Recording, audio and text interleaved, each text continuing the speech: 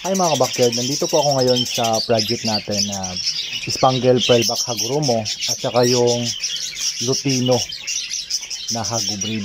So ito po ang mga naibigay niyang painakay sa akin.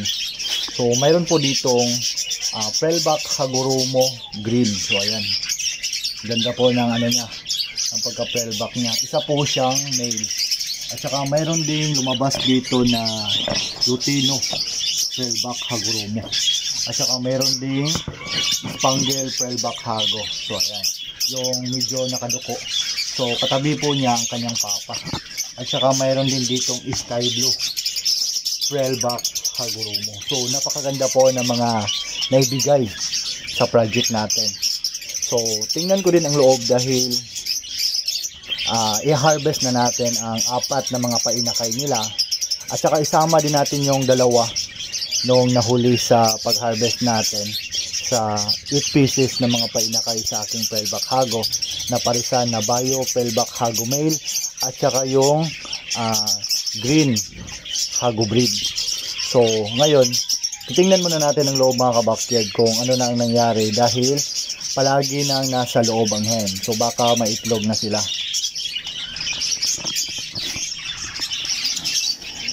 So bago nga pala kayo mag-open sa nest box ng inyong mga alagang parakeets badges o kahit anong klaseng ibon yan, so dapat humingi muna kayo ng permission. So katukin muna natin para ma-aware po ang breeder natin na mayroong sisilip sa kanyang nest box. So ayan, mayroon na pong mga mga kabakyard, 4 na itlog. So ayan, makikita nyo. So 4 po ang itlog na nilinliman ngayon sa project natin. So ang gagawin ko ngayon, kukunin ko tong 4 na to para hindi na maistorbo ang kanilang parents.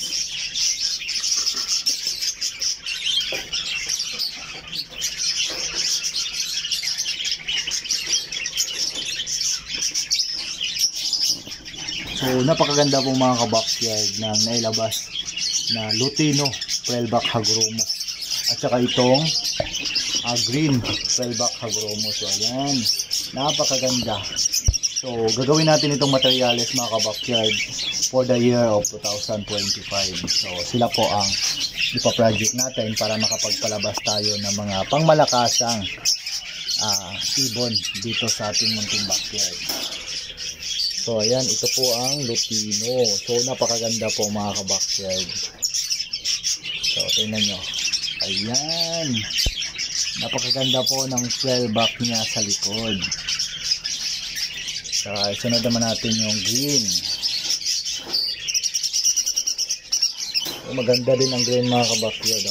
Tingnan nyo ang kanyang crest, napakaganda.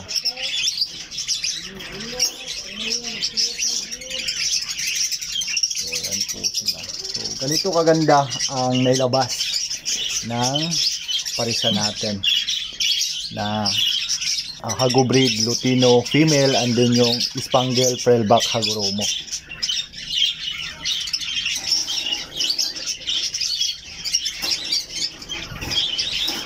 So ang pangatlo, isang Spangled po mga kabakyard. Ayan, Spangled Pearlback Hago.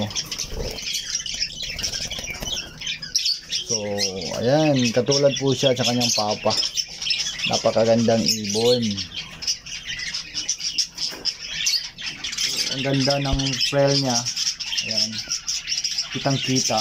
At saka yung pagka spangle niya mga kabakyard, andiin ang kulay. So napakaganda po ng ibon na to. Tsaka ang panghuli po is itong Sky Blue. Ayan. Ayan. Ganda din ang crest niya.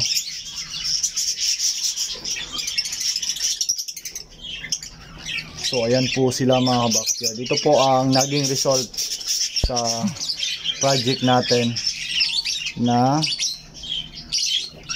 ginawa. So pagugulangin ko po ito sa flying cage mga kabakyard dahil dito ako mag-select ng breeder for the year of 2025. So mag-project tayo ng magandang ibon. So ang ang project natin is makapagpalabas tayo ng mga complete Hagoromo na mga Parakits Budgies. So ito po ang goal natin for the year of 2025. So sana i-bless tayo ni God na makapagpalabas tayo ng mga magagandang painakay para ma-upgrade ang mga ibon natin dito na inalagaan. So dito naman sa taas mga ka-backyard, ito yung previous vlog ko sa inyo na may 8 pieces po siyang naibigay sa akin ng mga painakay, at may naiwan akong dalawa dito na hindi pa pwedeng i-harvest nung nag-vlog ako sa inyo. So ngayon pwede na silang i-harvest. So ayan, at saka yun po yung isa. So good na po ito for harvest. So kukunin na natin dahil nakaka-istorbo na po sila sa kanilang mama. So hindi na tayo mangangamba nito mga ka-backyard na hindi sila mabuhay dahil kumpleto na po ang kanilang mga balahibo at saka malakas na. So maganda din ang dito, ang result nito dahil double crest, pearlback hago din sila. So dito natin sila isama sa apat na mga pangmalakasan nating ibon. Yan. Tsaka kunin natin itong panghuli. May pa-exercise ka pang nahalaman ha. Punta ka dito. Huwag ka na ma-istorbo sa parents mo.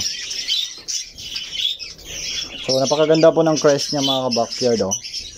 At saka mayroon din siyang frill sa likod. Ayan.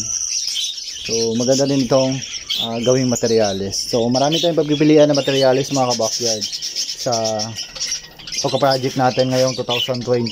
So ayan po sila. So ang gagawin ko dito is pagugulangin ko muna sila. At pagkatapos nilang magulang na ready na sila for breeding, so siselect ako ng mga may potential na makapagpalabas ng mga complete Hagoromo ng mga Parakits Budgies. So ayan. So napakaganda po nila mga ka-backyard. So dito na magtatapos ang video ko mga ka-backyard. Maraming salamat sa panonood. At kung bago ka pa lang sa aking YouTube channel, hasta ko na malaking favor sa inyo, please like, share, and subscribe para lagi kayong updated sa mga lalabas ko pang videos patungkol sa aking mga alaga.